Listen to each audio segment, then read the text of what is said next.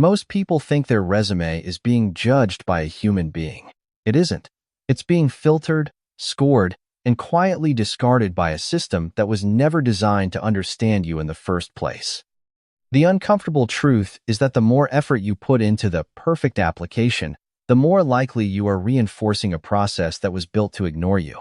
Not because you're unqualified, because you're invisible by design.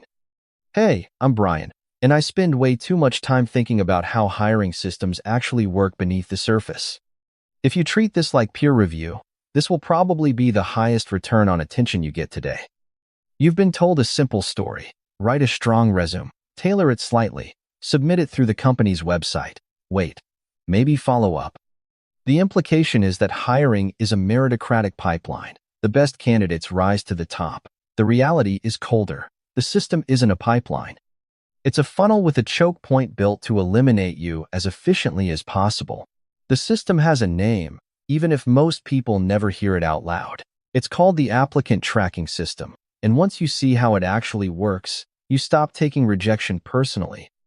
An applicant tracking system doesn't exist to find the best person for the job. It exists to reduce risk and manage volume. When a company posts a role, they don't get 20 applications. They get 200, sometimes 500, often more than 1,000. No hiring manager is reading that. No recruiter has the time. So the system steps in as a gatekeeper. On paper, it claims to rank candidates based on relevance. It scans for keywords, matches experience, assigns a score. It presents the best resumes at the top. That's the story. But what it actually does is far more mechanical. It looks for pattern alignment, not capability. It rewards similarity, not potential. It filters out anything it cannot quickly categorize. If your resume doesn't match the job description closely enough, you are removed before a human ever sees your name. Studies estimate that between 75% and 80% of resumes are rejected at this stage, not reviewed, rejected. That means only 20 to 25 out of every 100 applications even make it to a recruiter's screen. And from there, the drop-off continues. The system isn't broken. It's doing exactly what it was built to do. It protects time. It reduces liability. It creates a defensible shortlist. Because if a company can say, "We selected candidates based on a structured process," they reduce the risk of bias claims, even if the process itself is deeply flawed. So when you apply online, you're not competing against other candidates in a fair evaluation. You're competing against a filtering algorithm whose only goal is to shrink a pile of resumes down to something manageable. The average online application conversion rate sits between 2% and 5%. That means out of 100 people who apply, 95 to 98 are filtered out before the process even begins. And yet, most people double down here. They tweak bullet points. They adjust formatting. They apply to more roles. They assume the answer is volume or polish. But the problem isn't effort. It's entry point. Because there isn't just one way into a company. There are multiple doors. And the one everyone is told to use is the most crowded, the most automated, and the least forgiving. The first door is referrals. A referral is not just a recommendation. It's a structural bypass. When someone inside a company submits your name, your application doesn't enter the same queue. It doesn't sit with hundreds of others waiting to be filtered. It gets routed differently. In many cases, it goes directly to a recruiter or hiring manager with a tag attached. This person was vouched for internally. That single shift changes everything. Referred candidates are hired at a rate roughly 4 to 5 times higher than cold applicants. While the front door converts at 2 to 5%, referrals often convert between 30% and 50%, depending on the company. Same person, same resume, different entry point. Entirely different outcome. The mechanism is simple. Companies trust their employees more than they trust anonymous applications. Not because employees are perfect judges of talent, but because referrals distribute risk. If you recommend someone who performs poorly, it reflects on you. So the system assumes a baseline level of pre-screening has already happened. There's also a financial incentive layered underneath. Many companies offer referral bonuses ranging from $1,000 to $5,000, sometimes more for specialized roles. That means employees are actively encouraged to bring in candidates. The system is quietly pulling from the inside while the outside keeps pushing through a filter. And yet most people avoid this door entirely, not because it doesn't work, because it feels uncomfortable. It feels like asking for a favor. It feels like overstepping. There's a psychological barrier around reaching out to someone you don't know and saying, "Can you refer me?" So people default back to the safer option, the application portal, the system that rejects them.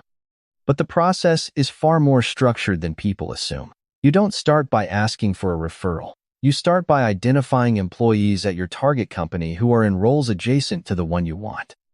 Not senior executives, not random connections.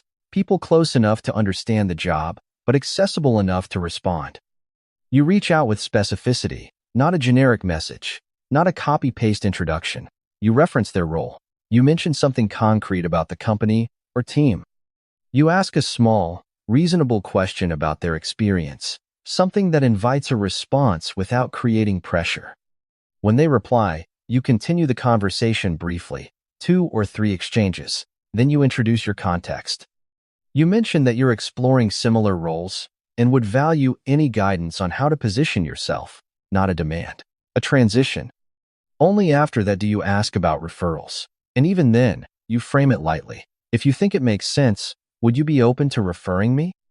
You make it easy for them to say yes, and equally easy to say no. Most people never get this far. They either never reach out, or they jump straight to the ask without context. That's why they believe referrals are rare. In reality, they're underutilized. Because once you understand what's happening beneath the surface, the reframe is unavoidable. You're not asking for special treatment. You're entering through the door the system already favors. If you're new here and just subscribed, comment your name below. I read every comment and shout out new subscribers in my next video. I do appreciate you joining me on this finance journey. The second door is direct outreach to the hiring manager.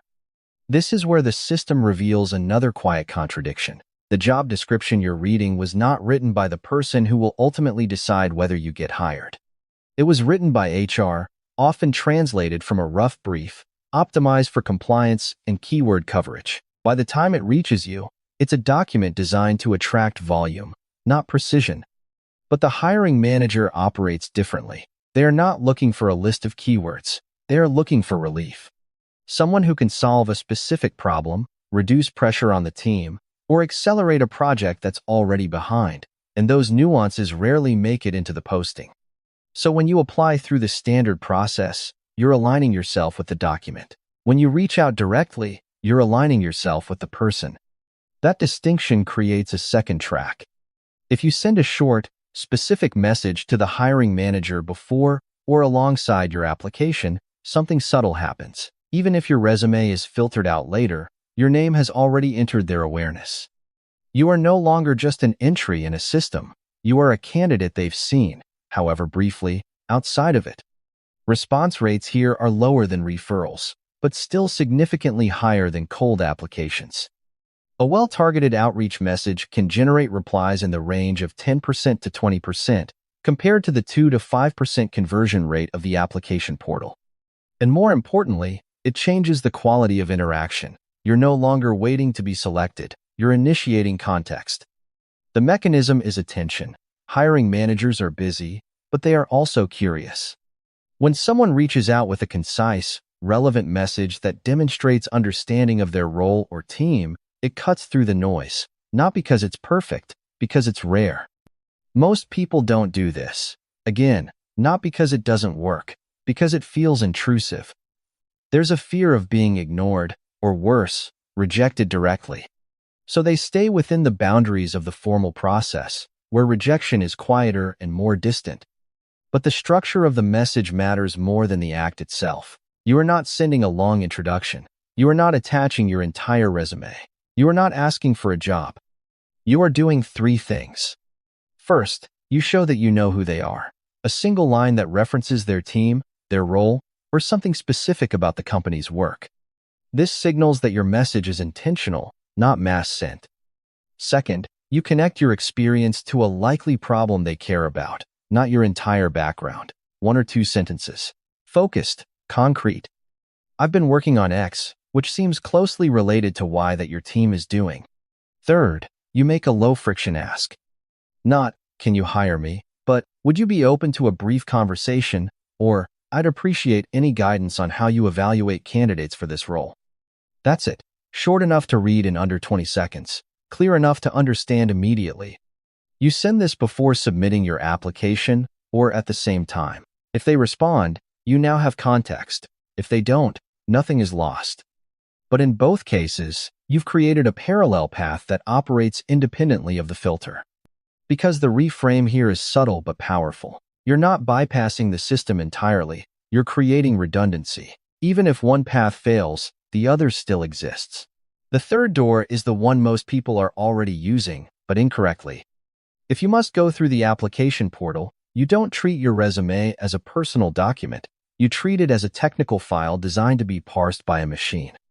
This is where most well-intentioned effort goes to waste. People focus on design, formatting, visual appeal. They add columns, icons, graphics, complex layouts, all of which look impressive to a human eye, but can confuse or break the parsing logic of an applicant tracking system. The system reads your resume as raw text. It scans from left to right, top to bottom, looking for recognizable patterns. When you introduce tables or multi-column formats, the reading order can become distorted. Dates separate from roles. Skills detach from context. Entire sections become unreadable. So the first adjustment is structural simplicity, single column, standard headings, clear sequencing, no embedded graphics, no unusual fonts. What looks plain to you looks legible to the system. The second adjustment is language alignment. The job description is not just a description, it's a keyword map. The system is trained to look for exact or closely related terms. If the role requires project management and your resume says coordinated initiatives, there is a chance the system will not recognize the overlap. This is where precision matters. You mirror the language used in the posting where it truthfully applies to your experience. Not by copying blindly, but by translating your past work into the terms the system is scanning for. Candidates who do this effectively can increase their pass-through rate significantly.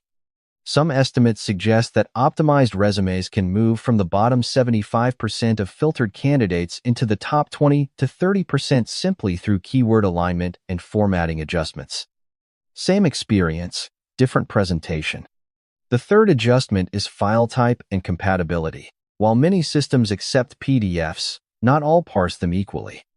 A simple docx file is often the safest option because it preserves text structure in a way most systems can reliably read. Small detail, measurable impact. Most people don't think this way. They assume the resume is being read as intended. They assume clarity to them equals clarity to the system. So they optimize for aesthetics instead of interpretation. But once you understand the mechanism, the reframe becomes obvious. You're not writing for a person, not yet. You're writing for a filter that decides whether a person ever sees you. When you step back, the pattern becomes difficult to ignore. The hiring process was never designed to identify the single best candidate from a pool. It was designed to reduce a large, unmanageable volume of applicants into a shortlist that feels safe to evaluate. Efficiency over accuracy, process over precision. That's why the majority of candidates experience silence. Not because they lack ability, because they entered through a path optimized to exclude them. The people who move faster aren't always more qualified. They are simply operating with a different map. They understand that there are multiple doors, and they choose the ones with less resistance, more signal, and fewer intermediaries. Referrals shift trust. Direct outreach creates visibility. Optimization increases survivability. 3 different mechanisms. 1. Underlying principle. You don't win by being the best inside the system. You win by understanding where the system stops looking. And once you see that clearly, the original assumption collapses. Your resume was never the problem. The doorway was.